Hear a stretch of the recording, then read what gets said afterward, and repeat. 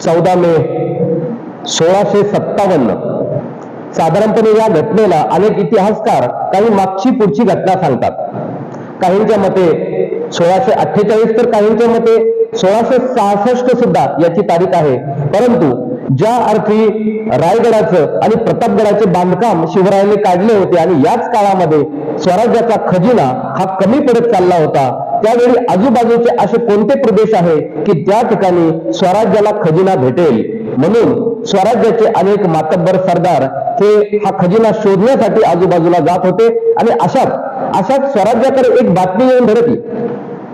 जवळच असलेला कल्याणचा सुभा आणि कल्याणचा सुभेदार मुल्ला अहमद याने महाराष्ट्रातून जमा केलेला प्रचंड असा खजाना आदिलशाहीला पाठवायला सुरुवात केली होती.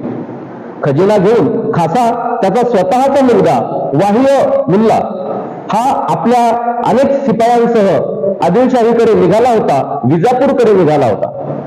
पुण्याचा घाट सुरू झाला आणि पुण्याच्या घाटामध्ये साधारण आजही पुण्याचा घाट म्हणलं तर प्रचंड मोठा घाट.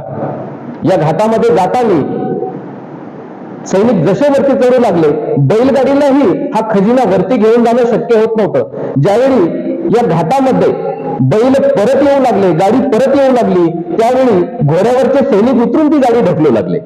आणि तेवढ्यात आबाजी सोनपंत स्वराज्याचे मातब्बर सरदार यांनी आपल्या मराठ्यांसही त्या खजिन्यावरती लूट करायची ठरवली. हर हर महादेवच्या गर्जना झाल्या. हर हर महादेव करत हे मराठे त्या मुल्लांच्या सैनिकांवरती तुटून पडले. दोघांमध्ये घनघोर युद्ध सुरू झालं. टिकणार किती वेळ?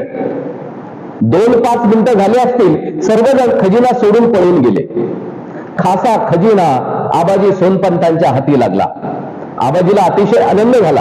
बातमी शिवरायांपर्यंत गेली. शिवराय त्यावेळी आजूबाजूच्या प्रदेशामध्ये होते. एका तंबूमध्ये असलेला शिवरायांचा तो डोलाचा मानाचे ठिकाण, त्या ठिकाणी शिवरायांना बातमी पोहोचली की खजिना आपल्या हातामध्ये आलाय. कल्याणचा सुभेदार मुल्ला अहमद याचा खजिना आपल्याकडे मिळाला म्हटल्यानंतर शिवरायांना अतिशय आनंद झाला. आबाजी सोनपंतांनी हा खजिना शिवरायांच्या समोर मांडला.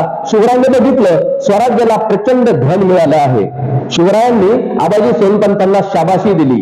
आबाजी शाबास, या पद्धतीचे धन जर स्वराज्यास मिळत असेल तर निश्चितच लवकर असे 2 काय हजारो किल्ले आपण बांधू शकतो. आबाजी सोनपंतांनी शिवरायांना दुसरी बातमी दिली. महाराज, एक आनंदाची बातमी आणखी आहे. कसली आबाजी?